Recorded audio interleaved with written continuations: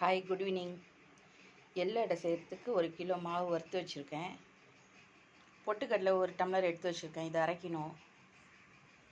இது பூண்டும் காஞ்ச மிளகாவும் போட்டிருக்கேன். இதில் 1 ஸ்பூன் மிளகு போட்டு இதையும் நைஸாக தூள் பண்ணணும். ரொம்ப இல்லை, கொஞ்சம். கடலைப்பருப்பு ஒரு 3 ஸ்பூன் ஊற வச்சுட்டேன்.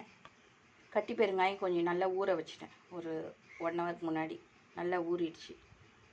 ஊறி மெல்ட் ஆகிடுச்சு பாருங்கள். வேர்க்கடலை பல்ஸ் மூடில் போட்டுட்டேன். இதில் கருவேப்பிலை கொஞ்சம் கட் பண்ணி போட்டுட்டேன். பூண்டு மிளகாய் 2 மிளகு போட்டு அரைச்சி வச்சுருக்கோம். இதையும் இதில் கொட்டிக்கலாம். இதில் கொஞ்சம் நெய் சுட பண்ணி ஊற்றிக்கிட்டேன்ப்பா நான். உப்பெல்லாம் போட்டாச்சு. கொஞ்சம் பசைஞ்சிடலாம். வெந்நீர் வச்சுருக்கேன். வெந்நீர் ஊற்றி பசைய போகிறோம் நம்ம இதுக்கு. இதை நம்ம கொஞ்சம் கரண்டி வச்சு நம்ம கலந்துடலாம். ஏன்னா நெய் சூடாக ஊற்றணும்ல. ஸோ அதனால் கரண்டி வச்சுட்டு கொஞ்சம் கலரிட்டு அதுக்கப்புறம் வெந்நீர் விட்டு கையில் பசையலாம். இது கை பொறுக்கிற சூடு வெந்நீர். நல்லா சப்பாத்தி மாவு பதத்துக்கு பிசைஞ்சிட்டுமா சின்ன சின்ன உருண்டையாக பிடிச்சி வச்சுக்கலாம். நம்மளுக்கு எவ்வளோ சைஸ் பெருசு வேணுமோ அந்த அளவுக்கு உருண்டை பிடிச்சி வச்சுட்டு தட்டி போடுறதுக்கு ஈஸியாக இருக்கும்.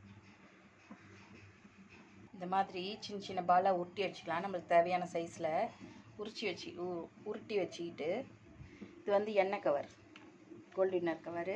இதில் கொஞ்சம் எண்ணெய் தடவிட்டு இந்த மாதிரி தட்டு ஃப்ளாட்டாக இருக்கணும். அது போட்டு அமுக்கி எடுக்க பாருங்கள். எண்ணெய் காஞ்சிட்ருக்கு. அடுப்பில் வச்சுட்டேன். எடுத்துடணும். அமுக்கி எடுத்துகிட்டு இப்போ பொரிச்சு எடுத்துடலாம். போட்டுமா ஒரு 4 தட்டை வெந்ததும் பார்க்கலாம்.